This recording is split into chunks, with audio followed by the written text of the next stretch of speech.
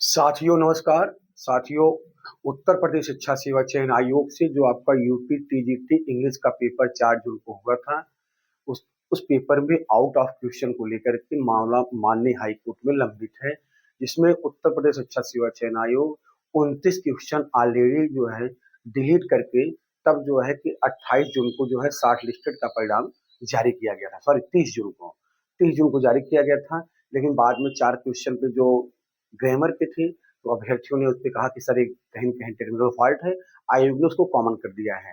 अब 8 क्वेश्चन पे फिर से ये आरोप लगा रहे हैं कि मतलब ये 8 क्वेश्चन ये भी आउट ऑफ सिलेबस हैं, जो है कि जो भी अभ्यर्थी मतलब जिन अभ्यर्थियों को लग रहा है कि हमारे साथ इनजस्टिस हुआ है, और जो शॉर्ट लिस्टेड हैं, मतलब अब 557 सीट है, 1.5 गुना यानी 1100 1200 करीब समथिंग 1200 अभ्यर्थी डीबी कराए थे उत्तर प्रदेश शिक्षा सेवा चयन आयोग में आकर के। तो अब उन अभ्यर्थियों को काफी लंबी समय से रिजल्ट का इंतजार है। आज 17 अगस्त हो गया है, 16 जुलाई को डीबी हुई थी, 1 महीने हो गया है। अब जो है कि मैं यहाँ पे देख रहा हूँ कि मैं बहुत से अभ्यर्थियों को कितनी बार समझा रहा हूँ कि आप लोग अभी हाई कोर्ट के नाम पर किसी को पैसा मत दीजिए, क्योंकि आपका जो केस है वह उत्तर प्रदेश शिक्षा सेवा चयन आयोग ऑलरेडी बहुत मजबूती से लड़ रहा है।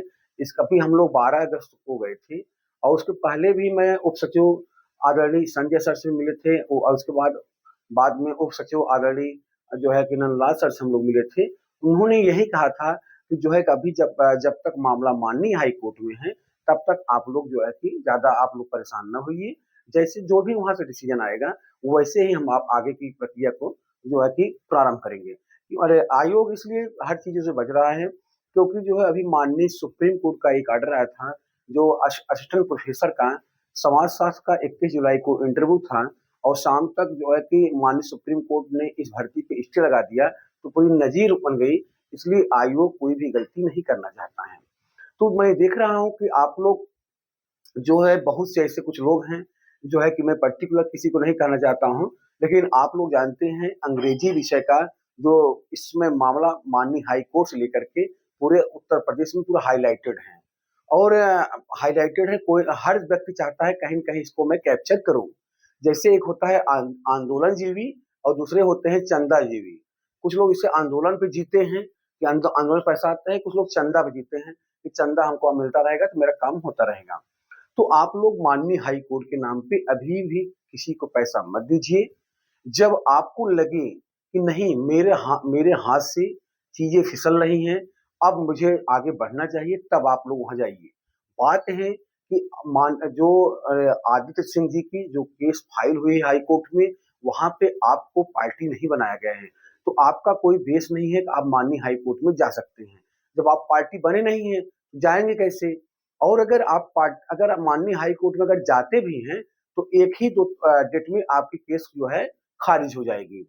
और दूसरी बात, कोई यह व्यक्ति यह कहे कि मैं गवर्नमेंट एम्प्लॉई हूँ या शिक्षक हूँ या और लेखपाल हूँ या कुछ भी हूँ, तो मैं जो है कि आपकी लड़ाई में लड़ रहा हूँ। देखिए, एक बात मैं आपको बता दूं, कोई भी गवर्नमेंट एम्प्लॉई कभी भी राज्य सरकार के अगेंस्ट न प्रोटेस्ट कर सकता है, न जो है कि वो धन मतलब मद धन नहीं दे सकता है किसी भी जो है राज्य सरकार के अगेंस्ट कार्य में।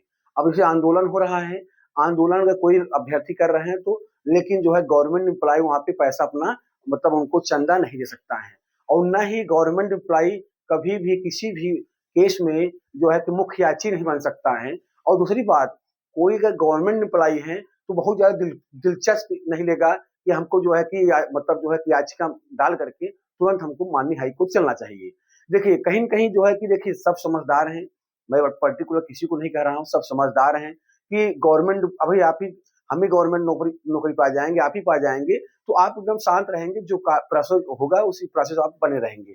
अभी आप मैं बताऊँ, टीजीटी 2022 में कम से कम 20% या 25% ऐसे अभ्यर्थी थे जो गवर्नमेंट एम्प्लॉई हैं, और सब मेरे मित्र हैं। कहीं बरेली में टीचर हैं अंग्रेजी के, कहीं हरदोई में टीचर हैं, कहीं जो है कि अरे अलीगढ़ में टीचर हैं, कहीं फिरोजाबाद में टीचर हैं, कहीं जो है कि गाजियाबाद में टीचर हैं, हर जगह हैं, लेकिन वो शांत बैठे हैं। लेकिन मैं देख रहा हूँ कि बहुत से ऐसे लोग हैं, वो लगातार जो है कि कह रहे हैं कि मैं गवर्नमेंट में हूँ, मैं जो है कि मैं लड़ना चाहता हूँ। देखिए, बात यहाँ पे लड़ने की नहीं है, बात यहाँ पे है, अगर हम किसी छात्र का पैसा आप लोग ले लेते हैं, तो फिर बाद में पैसा और रिटर्न नहीं होता है, और बाद में क्या रिटर्न नहीं होता है, तो इससे कहीं न कहीं उत्तर प्रदेश शिक्षा सेवा चयन आयोग की छवि खराब होती है। दूसरी बात, अगर कोई भी शिक्षक या कोई गवर्नमेंट एम्प्लॉयी उत्तर प्रदेश शिक्षा सेवा चयन आयोग के नाम से अगर पैसा लेता है, तो वह अभ्यर्थी कभी भी जाकर के किसी भी थाने में वो जो है कि रीड मतलब जो है एक एप्लीकेशन दे सकता है, तो उनके बाद में उनकी नौकरी भी वो नौकरी से बर्खास्त होकर के निलंबित भी हो सकते हैं, उनकी जाँच भी होगी उनके खातों की। कोई भी हो, चाहे मैं हूँ, चाहे XYZ हो। तो जो है कि आप लोग अभी माननीय हाई कोर्ट के नाम पे पैसा न दीजिए। अभी हमारा केवल आप लोग जो है कि शारीरिक और मानसिक हमारा सपोर्ट करिए, हम आपके साथ खड़े हैं। जब भविष्य में पैसे की आवश्यकता होगी तो देखा जाएगा, अभी हम पैसा आपसे क्यों लें? मैं इसीलिए बार-बार कह रहा हूँ, आप लोग मेरे पास फ़ोन मत किया करिए, केवल व्हाट्सएप पे आप लोग अपना नाम, अंग्रेजी डीबी आप कराए हैं, तो डीबी आप शॉर्ट लिस्टेड है, लिख करके व्हाट्सएप करिए। मैं अपना ग्रुप बनाया है, उस ग्रुप में आपको मैं जोड़ दूँगा, और मैं मजबूती से हम लोग लड़ेंगे। उस ग्रुप में हम ही नहीं, बहुत मेरे भाई हैं, जगदीश सिंह जी हैं, अरविंद जी हैं, अर्चना राठी जी हैं, और बहुत से ऐसे मतलब वहाँ पे राकेश यादव जी हैं। तो सब लोग मतलब जो है कि यूनिटी में लड़ रहे हैं। तो आप लोग मेरा केवल साथ दीजिए।